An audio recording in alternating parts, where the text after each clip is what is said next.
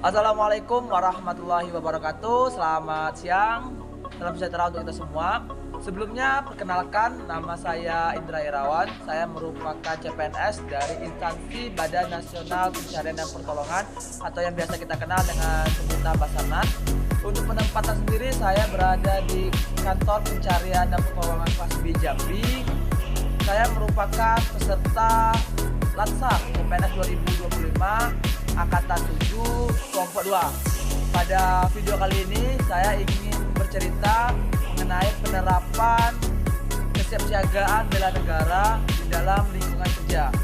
Baiklah, saya akan langsung saja menjelaskan sedikit mengenai penerapan kesiapsiagaan bela negara di lingkungan kerja, khusus pendidikan saya Badan Nasional Pencarian dan Pertolongan. Sebelumnya perlu kita ketahui bahwa kesiapsiagaan bela negara merupakan suatu kondisi atau keadaan siap siaga untuk menghadapi ancaman atau bahaya yang mana nantinya dapat membahayakan khususnya keutuhan negara kesatuan Republik Indonesia.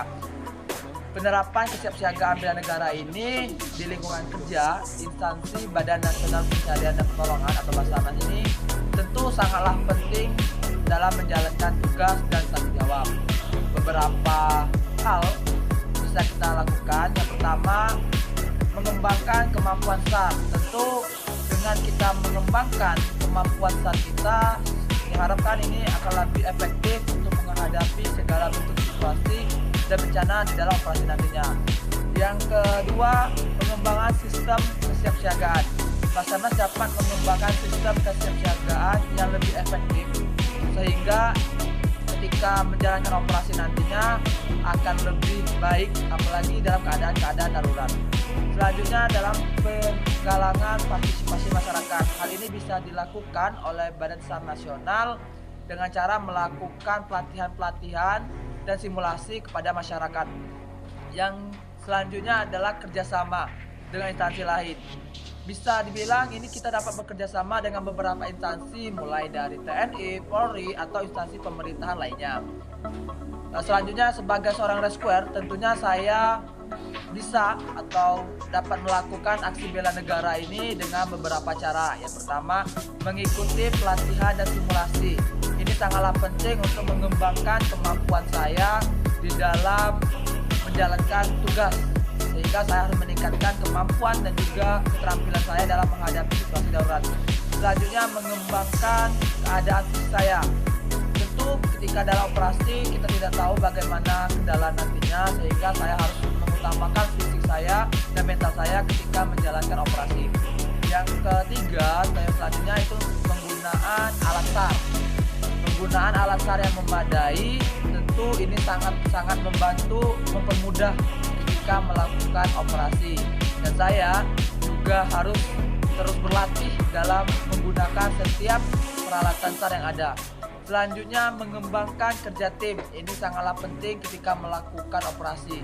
Mengembangkan kerjasama tim yang efektif untuk menghadapi situasi darurat di dalam bencana, seperti koordinasi yang baik sesama tim, koordinasi yang baik sesama kantor SAR dan lainnya. Selanjutnya, mengikuti standar prosedur ketika melakukan operasi. Mengikuti prosedur yang tepat yang telah diberikan itu akan mempermudah kita nantinya melakukan operasi dalam menghadapi situasi darurat bencana. Selanjutnya, mengembangkan kesadaran nasional. Yang selanjutnya, mengikuti setiap kegiatan kesiapsiagaan, yang mana kegiatan ini nantinya akan diadakan baik oleh instansi daerah, instansi pusat, ataupun instansi-instansi lainnya. Dengan melakukan aksi kesiapsiagaan bela negara, diharapkan saya seorang rescuer di Badan Nasional Pencarian dan Pertolongan ini dapat meningkatkan kemampuan dan keterampilan saya dalam menghadapi situasi darurat bencana, serta dapat meningkatkan kesadaran nasional dan cinta tanah air di kalangan masyarakat. Itulah sedikit cerita mengenai penerapan kesiapsiagaan bela negara yang dapat saya ceritakan di lingkungan kerja, terkhususnya Badan Nasional Pencarian dan Pertolongan. Semangat untuk kita semua para peserta latihan dasar CPNS 2025. We are family, Afiknam Jagat Samagra. Wassalamualaikum warahmatullahi wabarakatuh.